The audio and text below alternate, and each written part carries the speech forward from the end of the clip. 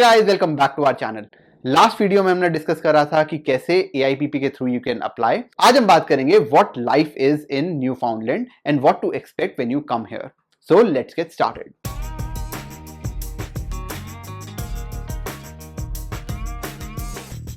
So Kesiya, welcome back. We talked about the process last time. We'll talk about your life in Newfoundland now. It's been about 3 videos that we have been talking about Atlantic provinces, process as well as your experience of applying for a job. But now it's time that we talk about real life and what it's like once you have a job, once you reach there, you still have to build a life. So we'll talk about that. Me and my husband, and we had 11-month-old baby by the time we immigrated to this province.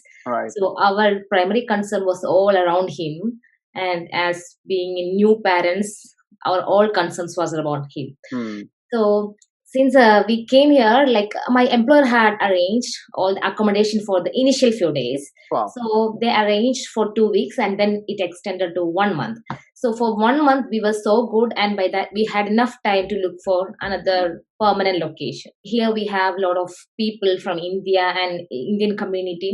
They are ready to help, and even if here the Newfoundlanders, they will actually help you in every way, even from getting your medical card to getting accommodation. Maybe they will help you to get all the home stuffs to your home, like furniture things. They will do amazing job on these things. Okay. After this 1 month of stay in the initial accommodation, we moved here. Okay, got it. That's good. So let's talk about jobs, because a lot of people may not come through AIPP. They would come through Newfoundland program, where you sometimes get a job, sometimes don't. So once you come there and live there, and even if you're coming on express entry, so how's it like? How's the job scenario there? What kind of jobs do you see around you, with your friends, with you? Okay, so I don't actually know, I don't see more technical job in here. If I would say, if you are coming with a job, or if you are coming with a PNP program, like priority skill program, it would be good for you, because these programs are taking the immigrants based on the availability of the program. Right. So you will be good here. But if you are coming without any job, without any thought, you may not be getting to your actual intended job very soon, because we have a lot of survival jobs, lot of base jobs here. So Right. we can actually get into this jobs without any experience. It will be so easier.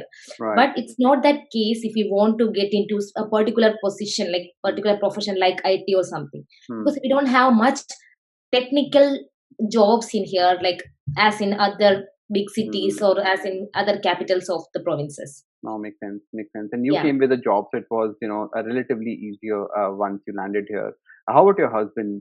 So he obviously did not have a job. He had a work permit. So how did this work for him? Yeah, he was into logistics. As I said, he was working in Dubai for last 5 years. Our case is different, because since we had a small kid, we were decided to work in different shift. So basically, all the jobs available for his profession was want this availability in the daytime. So our thing is, I do work in the daytime, so he will be taking care of the baby in the daytime, and he will start from evening. So that's why our case is. But still, he is into security profession, because he was working in airport. So with this experience here, he is working as a security officer here. Okay. So here the population is not that much in the big cities. So competition is also low.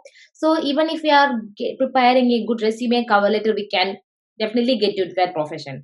And I see a lot of people are getting, immigrants are getting into the government jobs as well. And healthcare is a good strength here. Okay. Here we have a lot of healthcare jobs, nurses and personal care attendant jobs that are more common here. Maybe because we have a lot of old age population, a lot of old care homes here. Because most of the Canadians are coming for retirement age to live here, this peaceful place probably. So healthcare sector is stronger here, and we do have bank jobs, administration.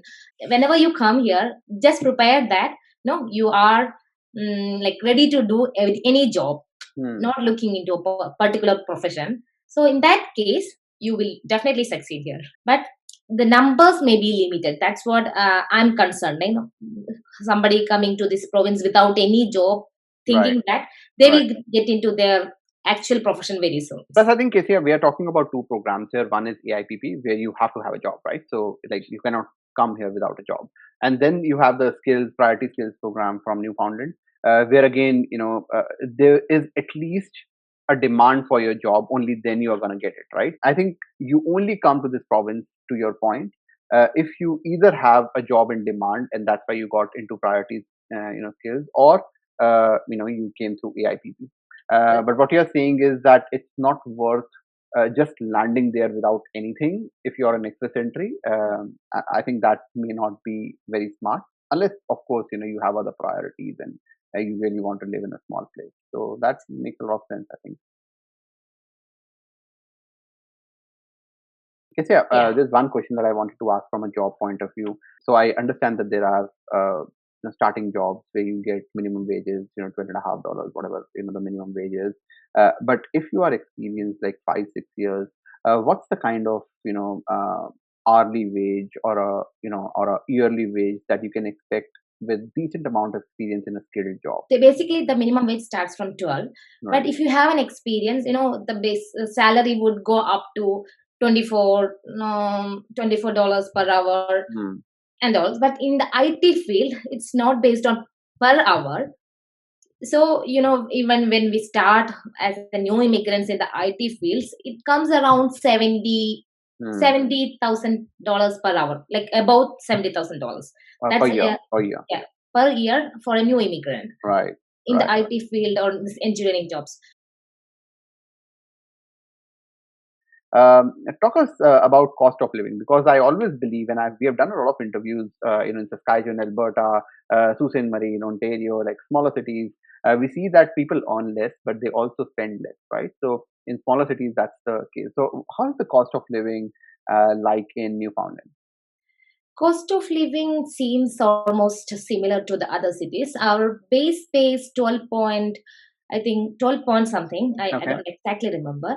So, but the cost of living other than the housing is almost same. Our insurance is a bit expensive compared to other Atlantic provinces. It's like for a new driver with full insurance, it would become around 400 plus. Oh, wow. Yeah. So, but housing is really affordable here. If you want to rent an apartment, like 2-bedroom apartment here in St. John's and this town area, maybe you will get it around $1,000 without utilities. Okay.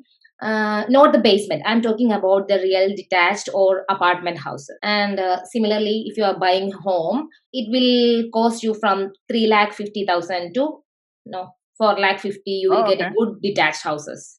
Detached houses. Yes. Oh wow, that's amazing. Talk us something about you. You have a kid, right? So what's his name? Sorry. Nathaniel. So talk us something about Nathaniel. So he'll be, I think, there'll be a time when he'll actually be going to childcare if you choose to do that. Like, how are schools? I'm pretty sure you have done all your research, because when you have a child, everything revolves around him, right? So how much does it cost the childcare centers if you are to send him? Like daycare expenses differ from depends on the age of the kid. Right. So basically, if the kid is less than 2 years, it would be more costlier, like $30+ per day. Oh, sorry, $30 per day. Yeah, $30 per day. But if a kid is 2 year and plus, from this January onwards, it is reduced to $25. Oh wow, okay. There are some facilities, like if your income is low, government will be supporting your child in terms of this daycare fees.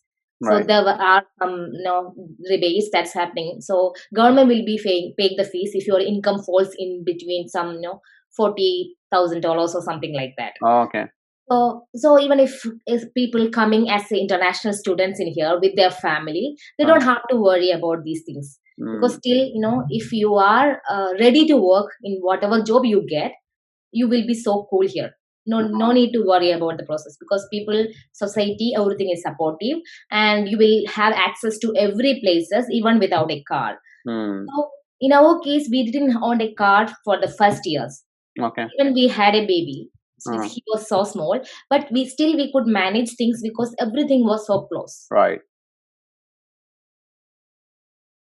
And how about weather? So that's a big point when it comes to.